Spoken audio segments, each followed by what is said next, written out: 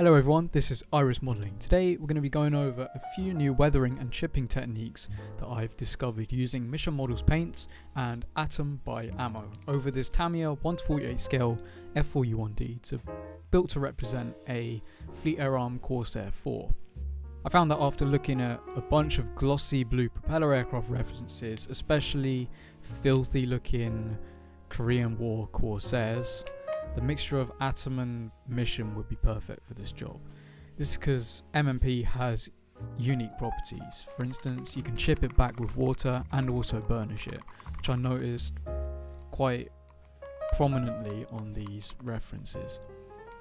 I can't lie, you would have to do so much work with a bunch of other chemicals to get this with like the standard stuff or the mainstream stuff with like lacquers and any of those chemicals. And yeah, I work so much faster with the water-based Mission compared to pre-shading, post-shading, lacquers, sanding it down, chipping fluid, and everything like that. So yeah, and this ammo is great. This Atom is great that I'm putting down right now. So what's already on the aircraft is Mr Surfacer 1500 thinned with Mr Leveling Thinner.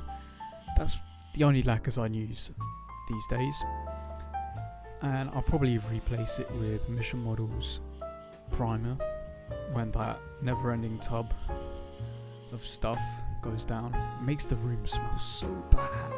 Don't have a respirator either, it's horrible.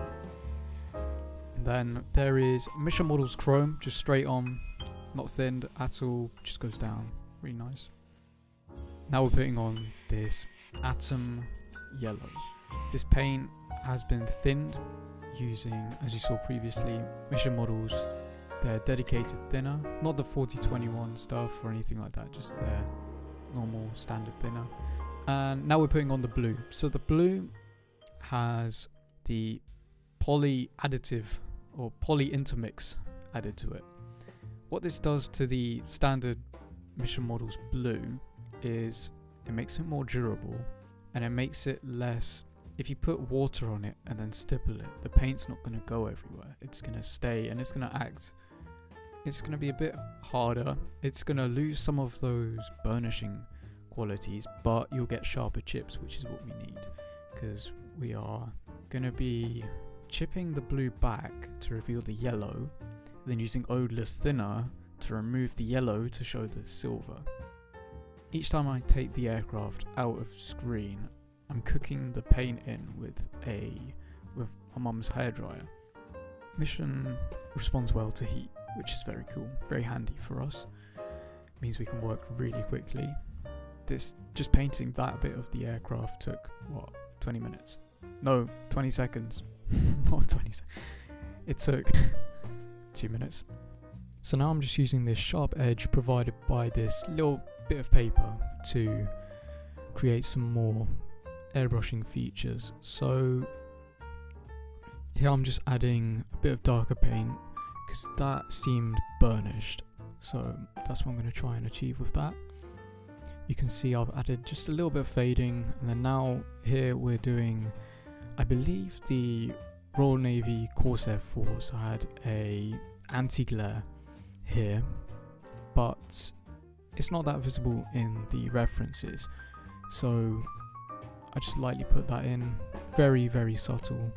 Then now we're just going over the elevators. I think I might have overdid it. You can't really tell in the reference photos. It looks like it could be like the light reflecting in a different manner to the rest of the elevator when it's deflected, but I don't know. It looks nice on a scale model. It's a bit of artistic license there. Now, I did notice on one of the reference photos that there was a bit of a sharper edge here. I think this is like a demarcation between the glossy blue original colour and then the crew interactions dulling the gloss blue down. This is basically pre-shading, but not in like modelling fashion, just straight colours.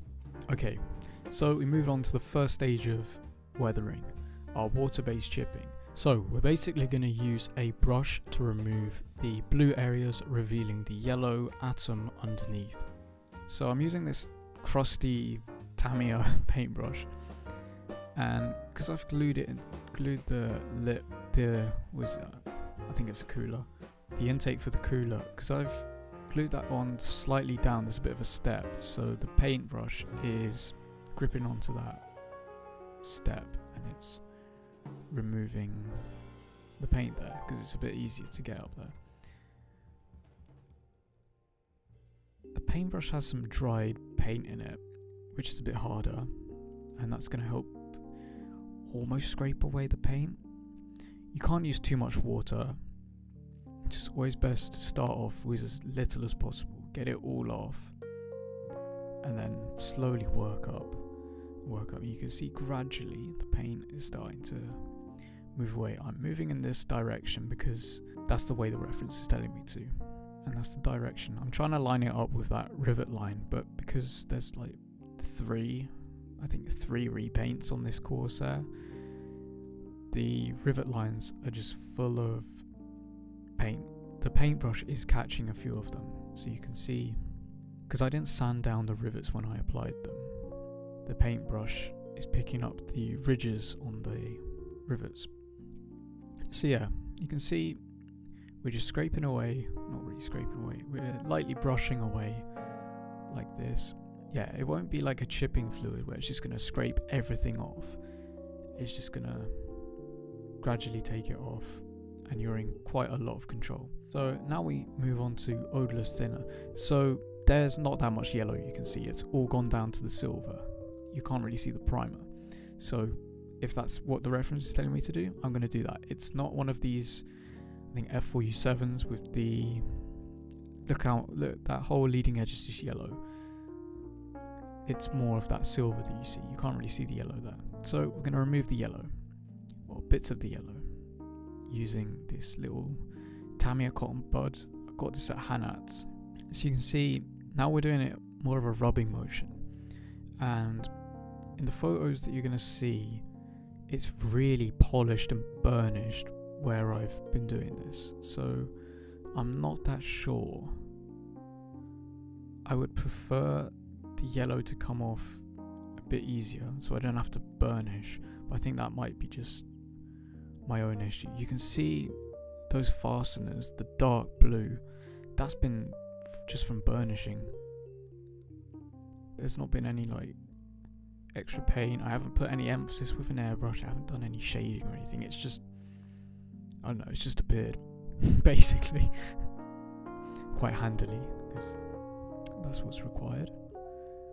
So yeah, getting into this larger bit of yellow I've just decided to remove. It's not perfect. I'm not entirely happy with the shapes of the chips, but you always have to test somewhere, and this is going to be my test piece for a Corsair, well, an F4U-4B US Marine Corps one from Korea. So I'm building that up right now. Well, not building it up, I'm just about at this stage on that. Yeah, you can see the benefits of adding rivets is the ridges can just easily get worn off by the paintbrush and this cotton swab to reveal nice little rivet lines. So that's just paint. That's what, silver, yellow, blue, no chipping fluid, a bit of water and a bit of odorless thinner, a crusty brush, and that's it. So now we move on to burnishing. You can see on that wing there's a bunch of darker areas where the near the machine gun or the 50 cal ports. Here you can also see on that right wing, look how it stays really shiny or burnished or glossy, and then it goes down and it's a lot more duller on the other side of the wing fold.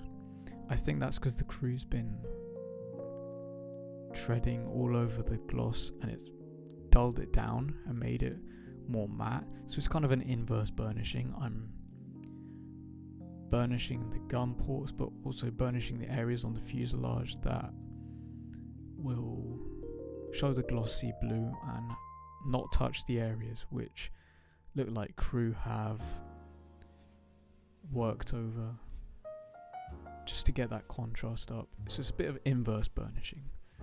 Burnish to get the glossy blue, and don't burnish to get the worn out bits. So here I was doing the chipping the machine gun port, so you can see that. Look at that. The furthest gun port hatch thing. Look at that. So yeah, this is just moistened with odorless thinner, bit of leftover. I'm just going kind of according to that photo, just rubbing and basically polishing the gun ports and that area that I saw. And those small scratches that you see, I've done those with a brass brush, very, very lightly. But it adds these scratches that you can see. That photo earlier with the pilot next to the lower wing root, it's a perfect example of what we're aiming for using the brass brush. So yeah, I noticed a little bit of a shape to the burnishing, so I'm just having a go at that, just playing around, experimenting with this.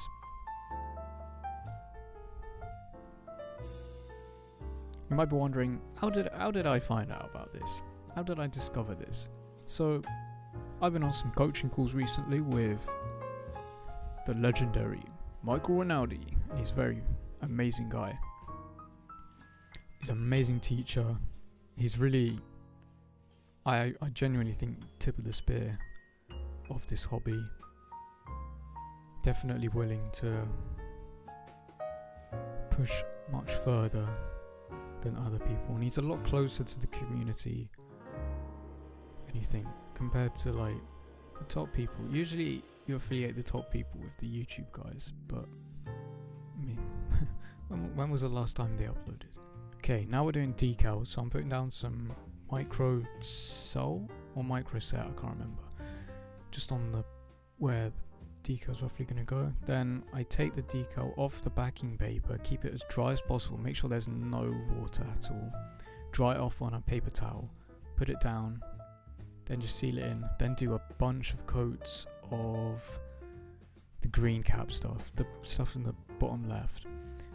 And then now we're going to go in with some Tamiya flat varnish. Yeah, I didn't really want to use a varnish, but just to see if you're forced to use decals, then what options do you have that won't affect or that will retain the properties of mission models. So now we're using this piece that I cut off for the decal as a template basically, or a mask, and then we're just going over with mission models like so, and then we're just gonna redo all the beautiful burnishing. If you put a matte varnish over that, you will not get any of the scratches, any of the subtleties, any of that at all. So that's why it's so important to make sure that if you are using decals, you just give them a localized varnish and then go back over them, or the area around, surrounding area, with mission. So yeah, those photos you just saw did not have the varnish applied. So now I'm going in with some oils. I've mixed a few colours around this blue on the Corsair, and I'm just stippling it in. I just want a bit of patina, a bit of effect there. It's not proper OPR, it's not weathering. We're just finishing off the surface texture. You're going to see in the photos shortly the effect of the stippling. I'm really out of my oil painting, or yeah, haven't been doing it at all, so we've got to get back into it. So yeah, I don't really know what I'm doing here, but I'm just adding a bit of dirt. It's really hard to find, well, sorry, I found it quite hard to find areas that required OPR. I found it very hard to find fuel stains, fuel leaks in the references. No, if you're doing a Korean bird, that's different, but I don't know. So there you can see the really matte oils contrasting with the glossy Mission. It's beautiful. Thank you guys for watching. Please like, follow, have a look on Instagram, have a look at Rinaldi Studio Press, because he's taught all of this, and he's got a few books coming out as well for, yeah, just technique guides for chipping. So if you're really into this, please check him out. I am not the best teacher. It's my first video, so you have to forgive me, but yeah. If you want to learn more of this, head over to him, especially his Patreon. It's been a game changer. I probably wouldn't even be building these World War II aircraft. I wouldn't have had like an enlightenment period where I looked at a bunch of references and it was completely eye-opening. The level of weathering and the type of weathering you don't see on YouTube. You don't see these people, like, you don't see a build video on YouTube and then see a reference photo and it matches. And also the weathering you see on like YouTube or Instagram, it's like the same formula for completely different aircraft. Like a Battle of Britain Spitfire might be weathered in the exact same way as a Korean War Corsair, and that's just a bit, I don't know, why? So yeah, food for thought, innit? Thank you guys for watching, and I'll see you next time.